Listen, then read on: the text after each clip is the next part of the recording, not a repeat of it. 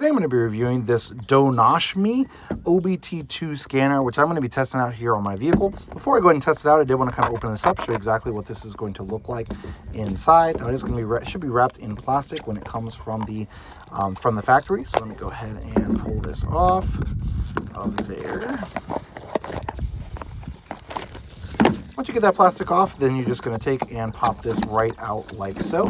And this is going to then just be wrapped in plastic. It is going to come with the instruction manual. If you never used a scanner before, that would be a good thing to test out. And then this is going to be a universal fit. So this will fit on all the different sorts of vehicles that you might have. They all have the exact same scanner port. If you've never used a scanner port before, it's going to be underneath the driver's side, somewhere underneath the steering wheel. They move around a little bit depending on the vehicle, but it's going to be somewhere under there. So to have this, you are going to need to have your vehicle, your accessory turned on. Again, this is going to be covered in the instructions, but to use this, you're going to need to have your, not started, but turned to on, your ignition turned to on there. So it does give us a step-by-step. So step one, what the buttons are going to do, function and features that are going to be on there, how to use it, easily to turn it, what the main menu looks like after it's connected, the monitor status, onboard monitoring. You can do that while you are actually moving in the vehicle, those sorts of things, and then all those in a different language. So let's go ahead and get in the vehicle. Exactly where in every vehicle is going to be a little bit different. Some of you can see, others of them you cannot. So in this one, it's actually going to be right there, right by my brake or my emergency brake pedal, but it's always going to be somewhere right underneath here. So sometimes they'll be like sticking out here where you can see them. Other times they'll be towards the center, but it'll normally be somewhere right underneath. So this one right here is going to be right there. And again, sometimes they'll have caps. This one has a cap that you could have to pull off to be able to connect this up. So I'm just going to take this wire that's attached, and I'm going to go right up here with it. And it'll only go in one specific way, so you don't have to worry about putting it in the wrong way. And you can see this one actually powered up with it being off.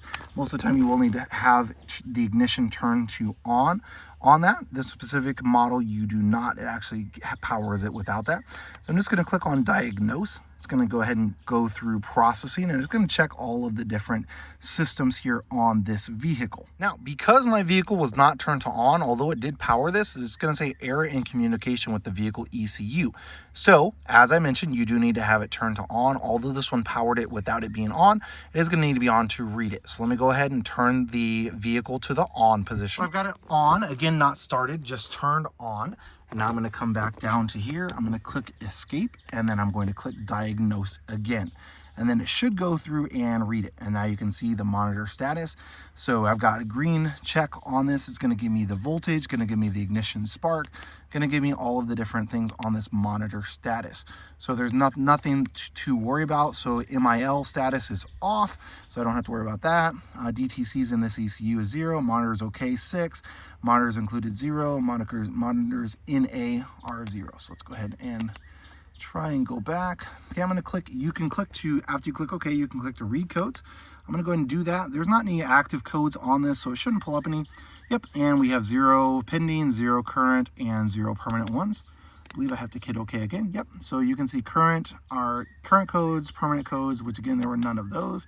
So escape, and then you can go to erase codes. If I had any codes, you can do freeze frame, data stream, O2 sensor test, all those sorts of things are going to be available on this menu. Am I sure I want to exit? Yes, and then I'm going to go back to the ready one. So I can go back to the battery system. Let's go ahead and click on that. There's a cranking test, a charging test. Don't necessarily need to do those right now. You can check the voltmeter, and you can see my battery is currently running at 12.2 volts or so. So overall, we're definitely a really great option for you. It's going to be relatively easy to use. If you do get that error, don't freak out. All that means is you just need to turn the ignition to on. Again, vehicle not running, just turned to on right before you're ready to start. So overall, great option.